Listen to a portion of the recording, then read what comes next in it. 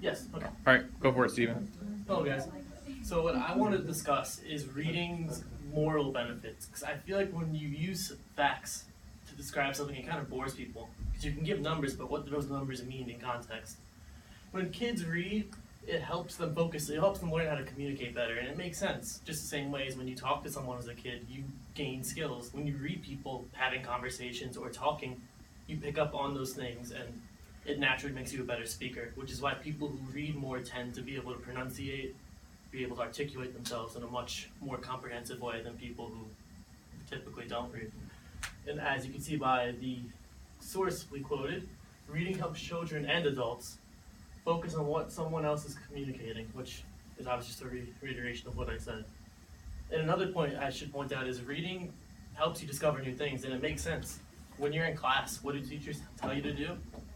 They tell you to read a textbook, or read an article, or read a pamphlet, whatever they give you to read. There's a reason for it, because when you read, you learn new things. You read it, you soak it in, and you make something out of it.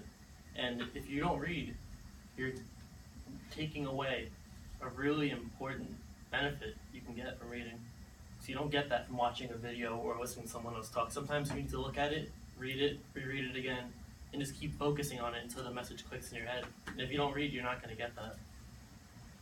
And as I mentioned, like I said, a person knows how to read can educate themselves in any area of life they're interested in. Because there's no teacher grading you, there's no one judging you. You can just take as much time as you want to learn a specific topic, and that's a valuable thing that you don't get with anything else. And as you saw in the video, reading is just really important for developing an imagination. What's fun about reading, and again, they kind of mentioned in the video, but this is something I do.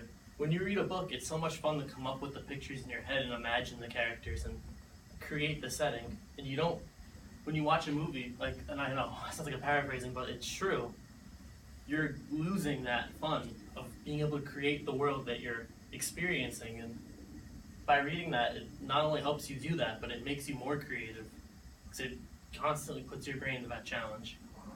So to connect it back to our thesis, reading can help you grow as a person. And it's from communicating just to imagining. It, like I said, makes you a better person, and that's just another reason why people should read more books. And real quick, I want to address a counter argument you may be thinking at this point. Why should I read a book when I can watch a movie or just listen to it on my phone? When you watch a movie, as I mentioned, you're losing such a big part of the whole story. Someone else is telling their interpretation of the story. But when you read, it's all you.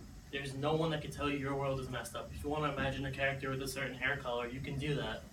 If you want to imagine a setting in a certain location, you can do that. And it's all you, and there's no one that can take that from you. And I think that's pretty cool.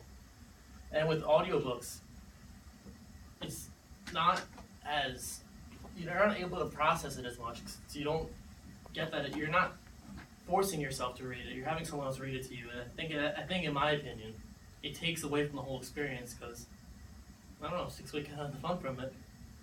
But this is